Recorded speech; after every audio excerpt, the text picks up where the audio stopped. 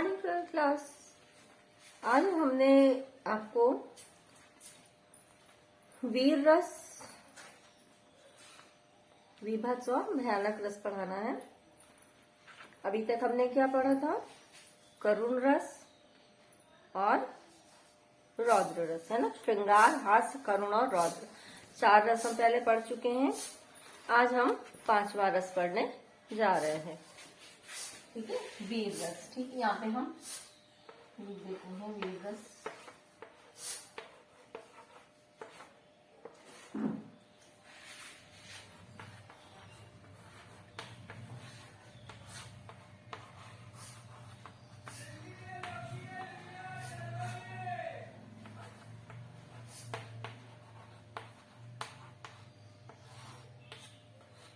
हिंदी व्याकरण में वीर रस पढ़ेंगे।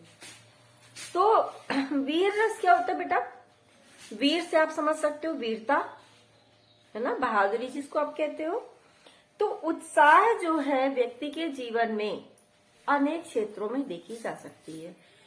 युद्ध के क्षेत्र में, किसी भी कार्य को करने के लिए उत्साहित होकर के, कोई मान लीजिए बहुत ही कठिन कार्य, उसको भी हम उत्साह पूर्वक करने के लिए तैयार हो सकते हैं।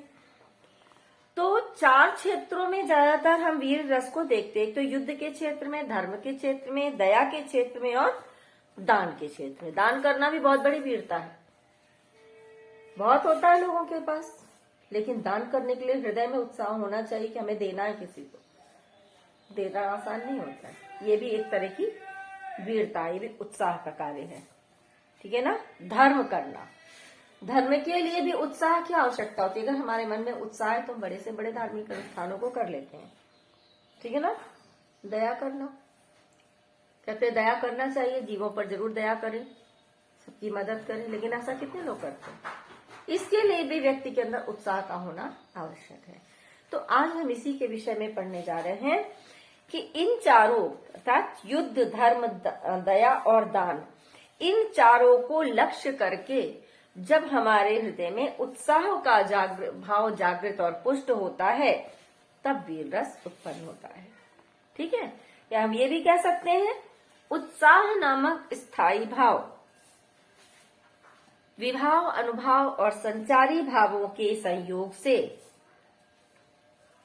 वीर रस में परिपुष्ट होता है, वीर रस की दशा को प्राप्त होता है। अब हम इसका एक उदाहरण देखेंगे। परिभाषा हमने आपको बता दी है।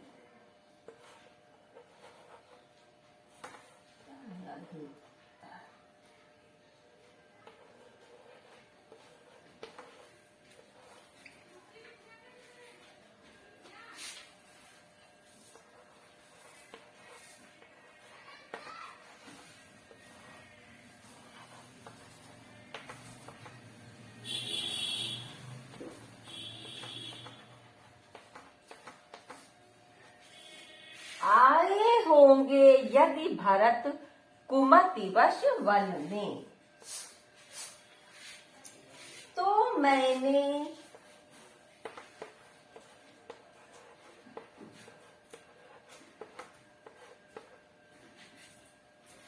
यह संकल्प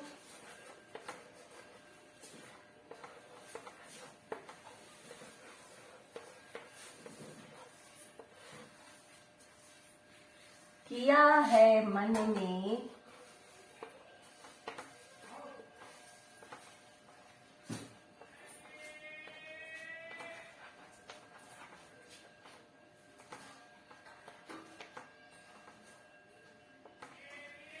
मन में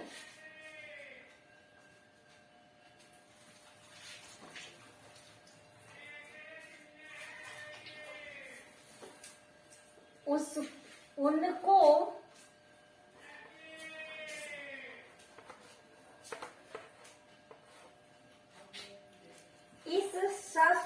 शर, शर माने बाण, इस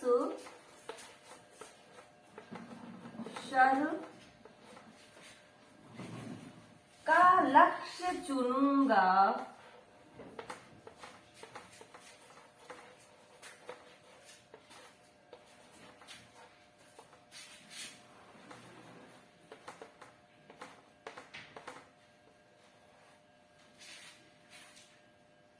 क्षण में।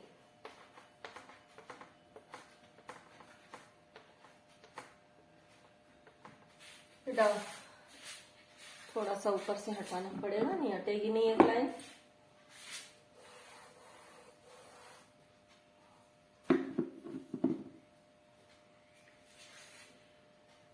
प्रतिषेध,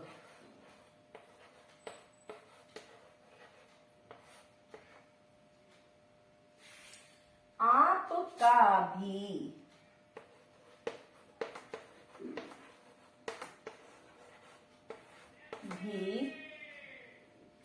न सुनूंगा रण में, न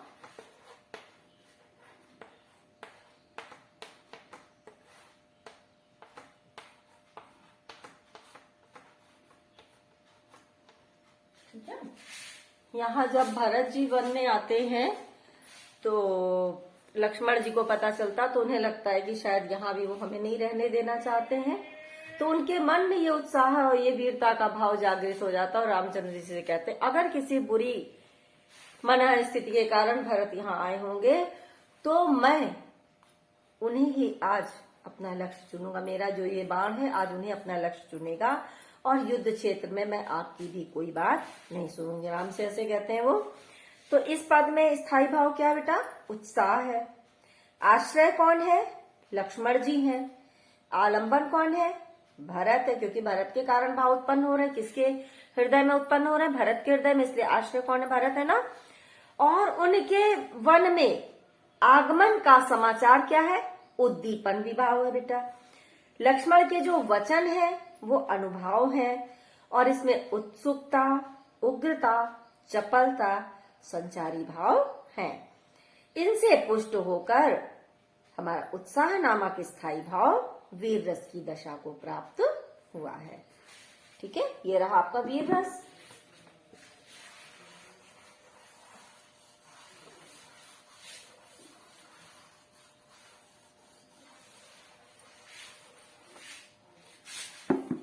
अब हम पढ़ेंगे पहले भयानक रस।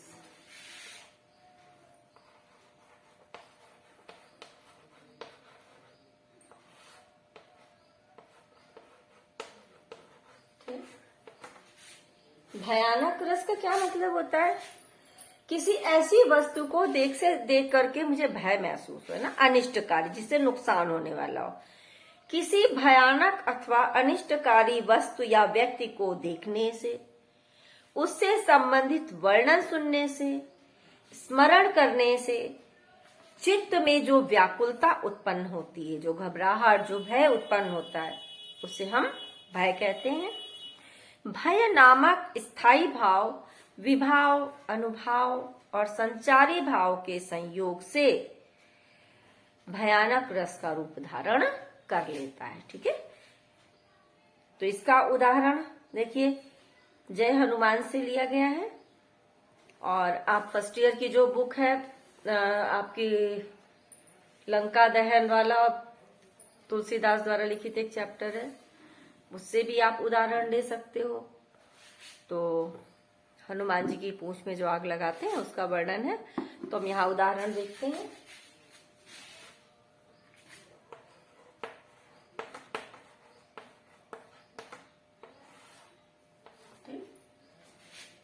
लंका की सेना को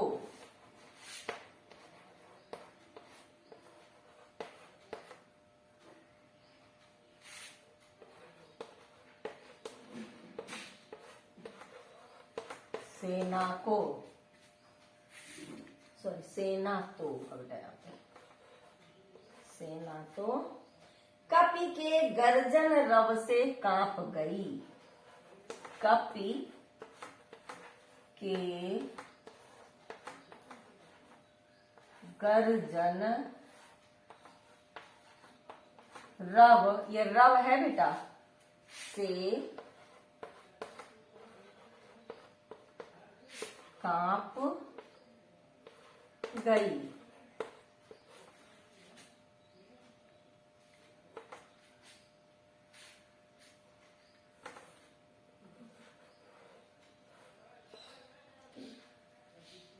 हनुमान के भीषण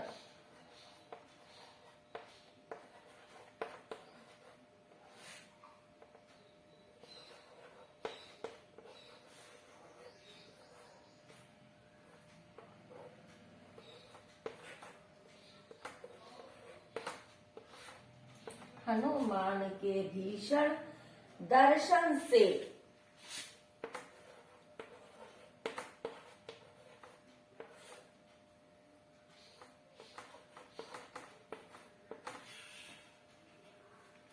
विनाश ही भाप गई। विनाश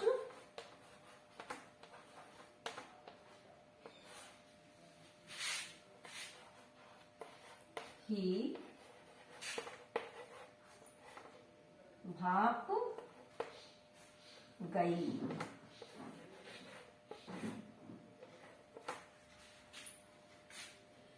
उस कंपीश शंकित सेना पर, बेटा बुक में तो कंपीस लिखा लेकिन होना कपीश चाहिए, कंपित है, कंपित। उस कंपित शंकित सेना पर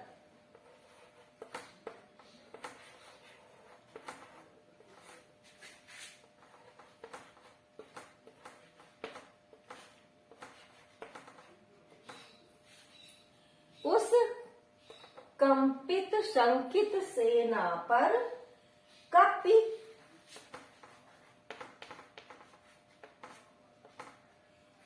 नाहर की मार पड़ी।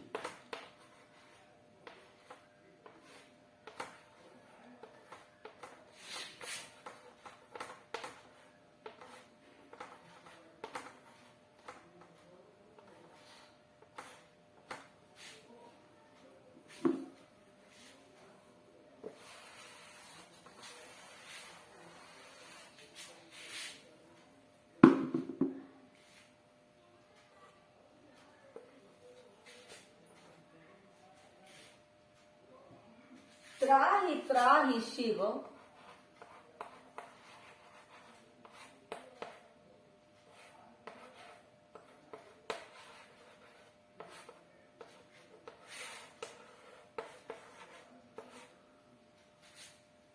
त्राहि त्राहि शिव।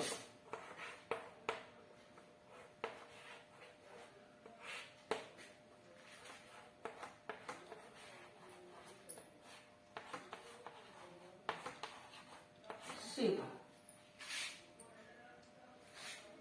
की सब ओर पुकार पड़ी।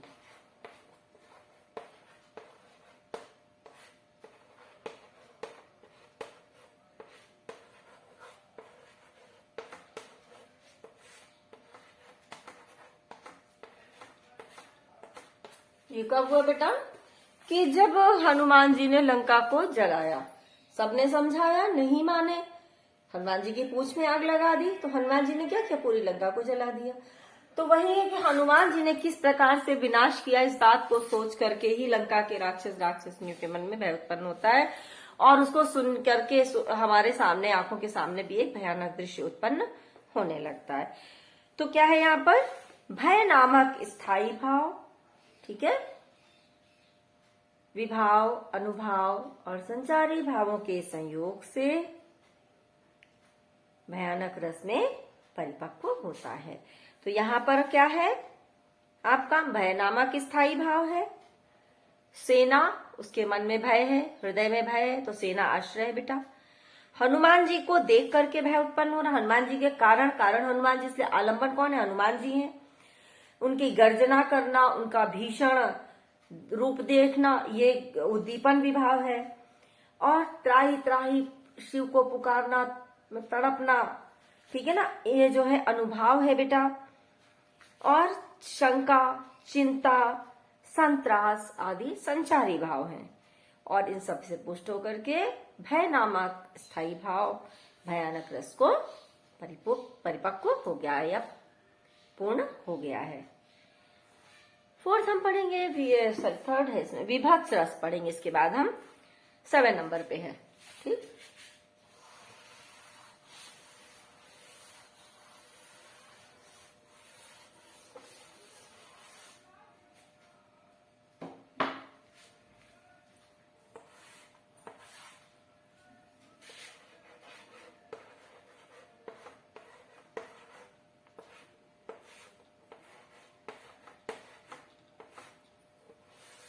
बीभत्स रस। बीभत्स क्या होता है बेटा? कोई ऐसी चीज जो बहुत घृणा करने, गंदी चीज जिसको देख करके हमारा मन विचलित हो जाए, घृणित वस्तुओं को देखकर, ठीक है, अथवा उनके संबंध में सुनकर मन में जो हमारे घृणा का भाव उत्पन्न होता है, ग्लानि उत्पन्न होती है, ठीक, उसे हम बीभत्स रस कहते हैं। ठीक, तो क्या चीज है? घृणा नामक स्थायी भाव, इसको हम जुगुप्सा भी कहते हैं। घृणा नामक स्थायी भाव इस संचारी विभाव, अनुभाव और संचारी भावों के संयोग से विभत्स रस के रूप को ग्रहण कर लेता है। ठीक, तो इसका भी हम उदाहरण देखेंगे।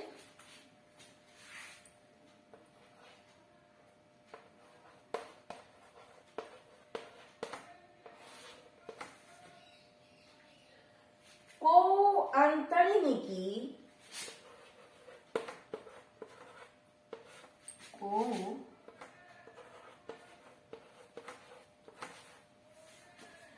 अंतरिणी की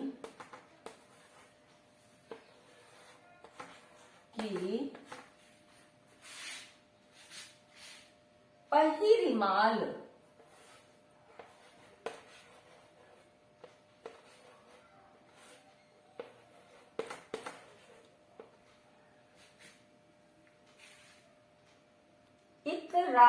इतरात दिखावत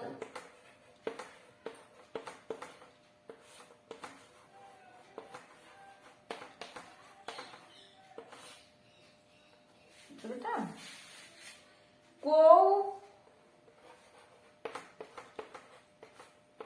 चर्बी लहचोप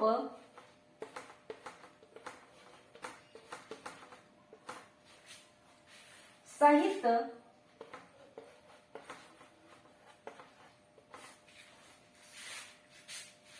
निज अंगनी लगावत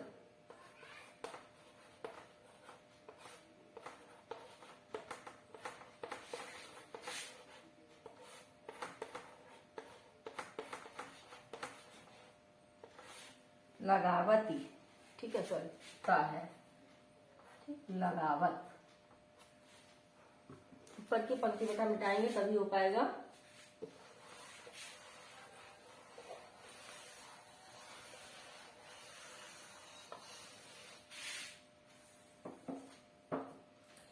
को मुंडन लय मानी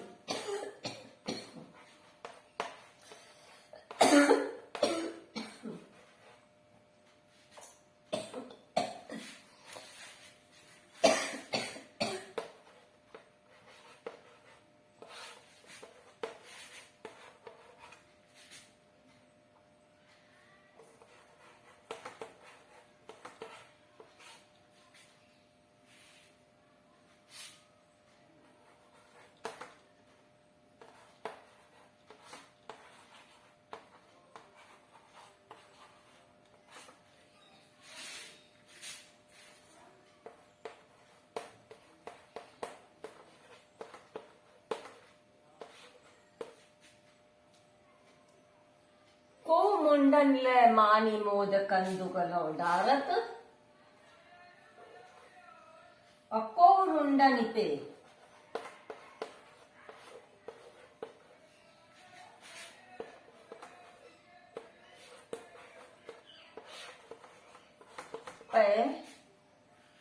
बैठी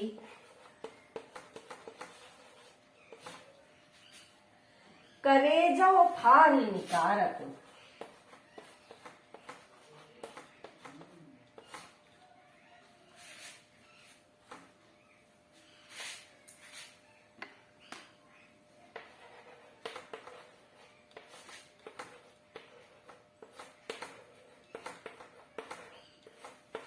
ठीक, तो आप इसकी कल्पना करिए, कोई आंतों की माला पहने हुए है, कोई चर्बी अर्थात किसी जीव का या मनुष्य का मांस और उसका लेप कर रहा है खून का, कोई गेंद की तरह से किसी के सिर की को लेकर के खेल रहा है, और कोई क्या कह रहा है कि किसी के हृदय का को खींच के। आप सोचिए अगर आपके सामने ऐसा दृश्य हो तो आपको देख के कैसा लगेगा, बहुत गंदा लगेगा, घृणा सी होगी आपको, ठीक है ना। तो यहाँ पर जुगुप्सा नामक स्थायी भाव है बेटा। शमशान का दृश्य जो है वो आलंबन है। अतड़ियों की माला पहनना, इतराना, चोप सहित शरीर पर चर्बी का पोतना, हाथों में मुंडों को लेकर गेंद की तरह उछालना, ये सब उद्दीपन विभाव। इसको देख करके क्या होगा, आपके अंदर घृणा का भाव उद्दीप्त हो जाएगा, जागृत हो जाएगा। और दैन्य नामक स्थायी भाव हो बेटा, संचारी भाव।